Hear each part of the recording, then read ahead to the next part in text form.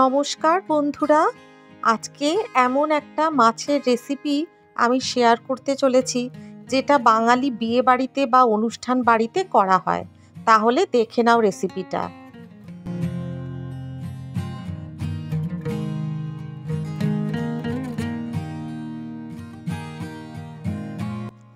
কড়াইতে সর্ষের তেল নিয়েছি।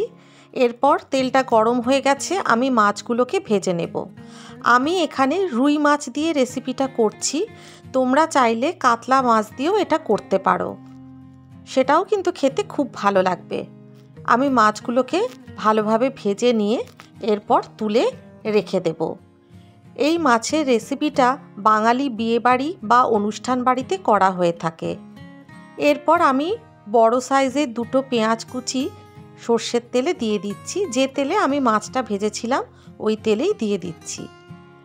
পেঁয়াজটাকে ভালো করে ভেজে নিয়ে আমি বেরেস্তা করে নেব, করে আমি তুলে রেখে দিয়েছি। এখানে একটা পেঁয়াজ, আদা আর কিশমিশ মিক্সিতে গ্রাইন্ড করে নেব। এই যে পেঁয়াজটা ভাজা হয়ে গেছে, এবার সব পেঁয়াজটাই আমি তুলে রেখে দেব। তুলে নিয়েছি ভাজা পেঁয়াজ। এরপর ওই তেলের মধ্যেই আমি দিয়ে দিচ্ছি তেজপাতা, গোটা দারচিনি, এলাচ, লবঙ্গ। এরপর খুব সুন্দর একটা গন্ধ বেরোলে আমি একে একে জিনিসগুলো দিতে থাকবো।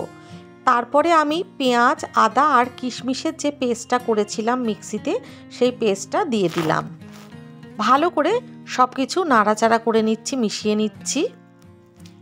দিয়ে দিচ্ছি কাশ্মীরি মির্চ, হলুদ গুঁড়ো, জিরে গুঁড়ো, প্রয়োজন মতো নুন আর মিষ্টি। সব কিছু মশলা খুব ভালোভাবে মিশিয়ে নেব। মশলাটা এরপর ভালোভাবে কষিয়ে নিতে হবে। মশলাটা ভালোভাবে কষে গেছে নাড়তে নাড়তে। এরপরে আমি 4 টেবিল স্পুন টক দই ভালো করে ফেটিয়ে নিয়েছি, সেই দইটা আমি দিয়ে দিচ্ছি। এই সময় গ্যাসের যে ফ্লেমটা একদম সিম করে দিয়ে দইটা দিতে হবে আর মিশিয়ে নিতে হবে মশলার সাথে। দিয়ে দিচ্ছি কসুরি মেথি। এইরকম একটা মাছের রেসিপি ফ্রাইড রাইস দিয়ে খেতে কিন্তু ভীষণ ভালো লাগে।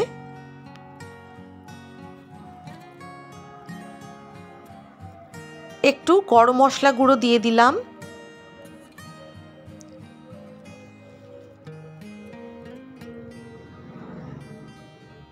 দু থেকে 3 মিনিট ঢাকা দিয়ে রেখেছিলাম, ঢাকনাটা খুলে নিয়েছি।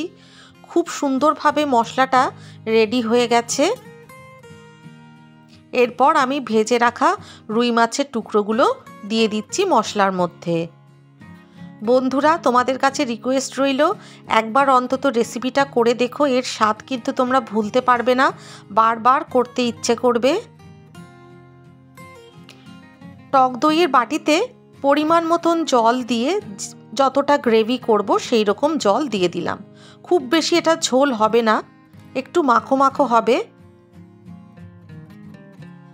আবারও আমি 3 থেকে 4 মিনিট ঢাকা দিয়ে রেখেছিলাম। রেসিপি একেবারেই রেডি হয়ে গেছে। এরপর আমি 1 চামচ মতন গোলাপ জল দিলাম, 1 টেবিল স্পুন গোলাপ জল দিয়ে দিলাম। আর যে বেরেস্তাটা করে রেখেছিলাম সেই বেরেস্তাটাও দিয়ে দিলাম কাঁচা লঙ্কা। এরপর আমি প্লেটে সার্ভ করে দিয়েছি। আশা করি বন্ধুরা তোমাদের এই রেসিপিটা ভালো লাগবে। ভালো লাগলে চ্যানেলটাকে সাবস্ক্রাইব করে দিও প্লিজ। লাইক শেয়ার করতে ভুলো না কিন্তু।